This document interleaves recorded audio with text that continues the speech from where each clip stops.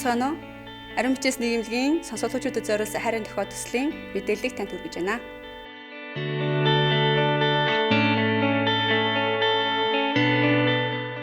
Дохионы хил гэдэг нь сонсголын бэрхшээлтэй иргэдийн харилцааны гол хэрэглүүр болдог.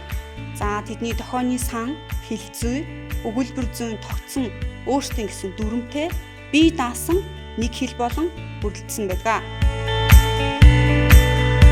Тийм учраас бид нар Библийн нэр томьёог шинээр бүтээж, сонсолгүй иргэдэд нэвтрүүлж түгээхээр зорж байна.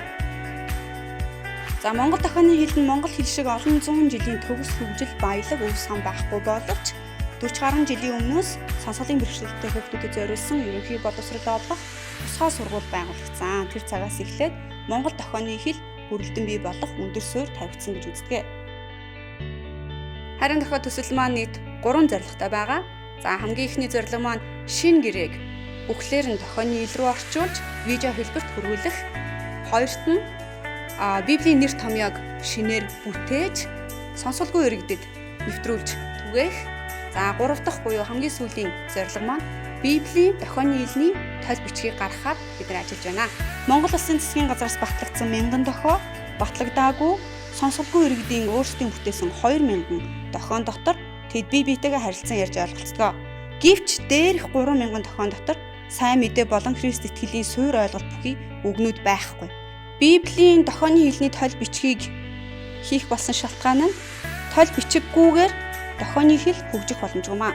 Тиймээс сонсголгүй иргэдэд зориулсан дээрх суурь ойлголт бүхий үгнүүдийг дохионы ил рүү хөрвүүлж таниулан нутагшуулах зайлшгүй хэрэгцээтэй байна. Хайрын дохио төслөөс бид доорх үр дүн хүлээж байна.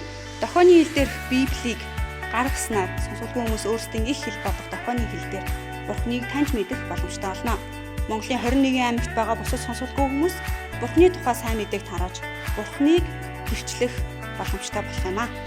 2018 онд эхэлсэн энэхүү төсөл маань одоогийн байдлаар Матай болон Лук номын багийн орчуулгад дууссан байна. За бид нар 2021 онд Лук номын багийн орчуулгыг дуусгаж видео хэлбэрлэлээр шилжүүлнэ гэж зорж исэн энэхүү зорилготой хүрсэн байгаа. Үргэлжлүүлээд 2022 онд бид нар Матай номыг яг эцсийн хувилбарыг гаргахаар ажиллаж байна. Та бүхэндээ сонсголгүйчүүдэд зориулсан хайрын дохио төслийн талаарх мэдээллийг хүргэлээ. Дараагийн мэдээллийн цагаараа иргэн уулзлаа. Баяртай.